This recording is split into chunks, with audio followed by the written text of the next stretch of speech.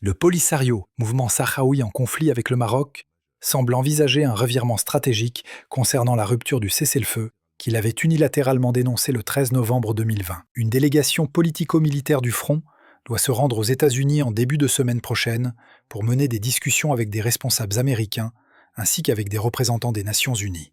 L'enjeu principal de cette mission porte sur la possibilité d'un retour aux accords de cessez-le-feu du 26 septembre 1991. Plusieurs éléments importants ont émergé ces derniers jours. Des Sahraouis des camps de Tindouf ont affirmé sur les réseaux sociaux que le Polisario aurait accepté de déposer les armes. La revue Futuro Saharaï a attribué cette décision directement à Brahim Ghali, le secrétaire général du mouvement. Cette information a toutefois été rapidement démentie par une source autorisée, citée par un média proche du front. Le 13 novembre marquait le 5e anniversaire de la reprise des hostilités du Polisario contre le Maroc. Ce même jour, l'agence officielle sahraoui SPS publiait un article réaffirmant la détermination de l'armée sahraoui à poursuivre la lutte jusqu'à l'obtention de la dite souveraineté. La simple évocation d'un possible retour au cessez-le-feu a suscité la réaction de Bachir Mouafa Sayed, resté discret depuis l'adoption de la dernière résolution onusienne.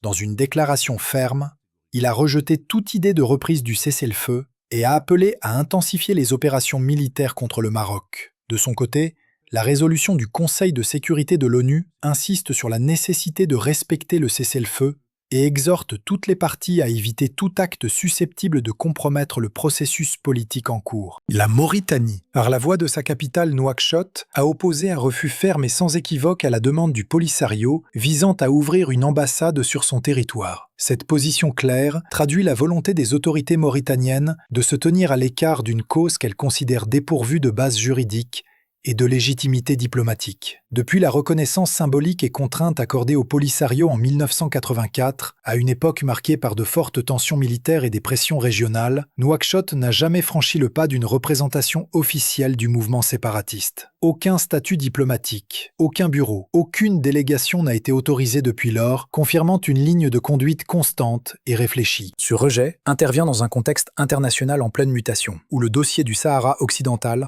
s'oriente progressivement vers une issue politique. L'adoption de la résolution 2797 du Conseil de sécurité de l'ONU, qui qualifie le plan d'autonomie marocain de solution réaliste et crédible, contribue à isoler davantage le Polisario et à réduire sa marge de manœuvre diplomatique. Face à cet environnement défavorable, le mouvement séparatiste semble multiplier les initiatives symboliques pour préserver une visibilité sur la scène internationale. La demande d'ouverture d'une ambassade en Mauritanie apparaît ainsi davantage comme une tentative de survie politique que comme un véritable projet diplomatique fondé. Pour sa part, la Mauritanie demeure attachée à une position de neutralité active, soucieuse de préserver sa stabilité interne et de contribuer à l'équilibre du Sahel, une région déjà fragilisée par les menaces sécuritaires et le terrorisme. En refusant d'entrer dans un conflit qu'elle juge désormais proche de sa résolution, Nouakchott confirme une diplomatie prudente, pragmatique et tournée vers la préservation de la paix régionale.